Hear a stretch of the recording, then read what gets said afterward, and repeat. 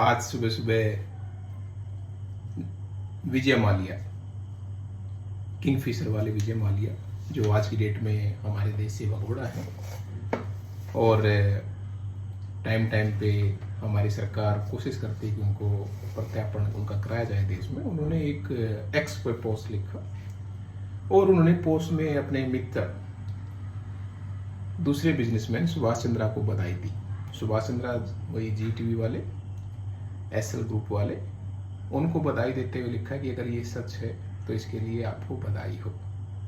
तो वो क्या सच था? सच ये है कि सुभाष चंद्रा जी के एसएल ग्रुप ने बैंकों और वित्तीय संस्थानों से लोन लिए और धीरे धीरे वो लोन डिफॉल्ट होते गए, एनपीए हो गए और उसके बाद फिर जो मेनली जो लोन देने वाले संस्थान थे, LIC housing finance, HDFC bank, axis bank, Canara bank, union bank of India और इस तरह की आरबीएल बैंक, इस तरह के कुछ दूसरे वित्तीय संस्थान भी थे।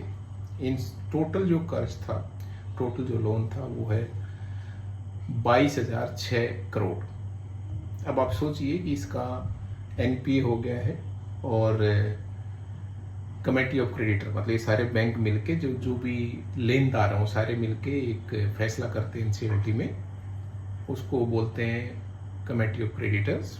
उसमें लगभग 81% लेनदारों ने फैसला किया कि भाई एसएल ग्रुप से, सुभाष चंद्रा जी के ग्रुप से जो रिकवरी की जाए वो की जाए 6.5 करोड़ रुपए की। मतलब 22,006 करोड़ के बदले में 6.5 करोड़ देकर सुभाष चंद्रा जी फ्री हो जाएंगे। और इसका मतलब ये हुआ कि लगभग 99.7% इसमें एक कंसेप्ट होता है, उसको बोलते हैं हेयर कट, मतलब एक तरह का माफी बोल दीजिए आप कि हम इसको रिकवर नहीं कर सकते, तो वो उतने की छूट दे दी गई एक तरह से, टोटली राइट ऑफ कर देते हैं ऐसे तो। हालांकि कुछ बैंकों ने, एलआईसी हाउसिंग फाइनेंस ने, एचडीएफसी बैंक ने, एक्सिस बैंक ने, इन्होंने विरोध भी किया, लेकिन क्योंकि 81% के आसपास जो कमेटी ऑफ क्रेडिटर के मेंबर थे वो एग्रीड थे इसके लिए, इसलिए हो गया। जिस टाइम पे लोन लिया गया उस टाइम पे सुभाष चंद्रा जी की जो नेट वर्थ दिखाई गई थी वो दिखाई गई थी 40,000 करोड़ से 45,000 करोड़ के बीच। और जब ये एनसीएलटी में जब केस गया उस टाइम पे दिखाया गया इनका नेट वर्थ लगभग 31.79 करोड़, मतलब लगभग 32 करोड़। अब सवाल ये है कि जब उनकी नेटवर्थ 32 करोड़ तो कम से कम 32 करोड़ तो रिकवर करते, लेकिन नहीं। और इसी को देखते हुए विजय माल्या जी ने अपना दुख भी प्रकट किया कि भाई उनके ऊपर जो तय देनदारी है वो है, उनकी जो देनदारी है वो है करीब 6,203 करोड़ रुपए की, और जिसके बदले में एनसीएलटी के थ्रू बैंकों ने लगभग 14,100 करोड़ रुपए उनके डिफरेंट एसेट्स को, उनकी प्रॉपर्टीज को और उनको बेच के रिकवर कर लिया। उसके बाद भी वो बंदा आज की डेट में भी भारत का डिफॉल्टर है। उसको इन्होंने इस पूरे जो प्रक्रिया है इसको एक टर्म दिया कि this is Indian debt resolution justice. अच्छा, कमाल की बात देखिए, इसमें जो एलआईसी की लेनदारी थी वो थी 1322 करोड़। कितना? 1322 करोड़। और इस एनसीएलटी के निर्णय के बाद एलआईसी को मिलेगा 38 लाख रुपए। और सुभाष चंद्रा जी का जो ग्रुप है, जो उनका जी चैनल, जी टीवी से रिलेटेड, जी ब्रांड से रिलेटेड जितने भी न्यूज़ चैनल, उन पे कोई न्यूज़ चैनल, उन पे कोई फर्क नहीं पड़ेगा, जी5 पे कोई फर्क नहीं पड़ेगा, उसके जो मतलब बिजनेस उनका चलता रहेगा।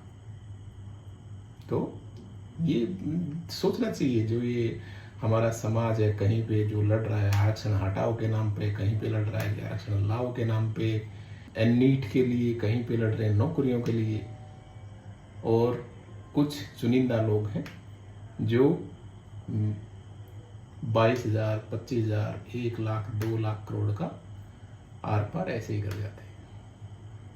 अब आप सोचिए, आप देख रहे होंगे जो सीजेपी ने और दूसरे लोगों ने जगह जगह पे मुहिम चलाया कि भाई स्कूलों को सुधारा जाए। हाँ, ये भी हमें पता है कि लगभग 1 लाख के आसपास स्कूल बंद हुए हैं, बाकी जो सरकारी स्कूल चल रहे हैं उनकी हालत भी बहुत बुरी है।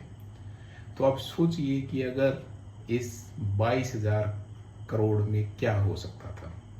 अगर एक अनुमान लिया जाए कि भाई हर एक स्कूल में लगभग 2 करोड़ रुपए मरम्मत में खर्च होगा, तो कम से कम 11,000 आपके सरकारी स्कूल दुरुस्त हो सकते थे।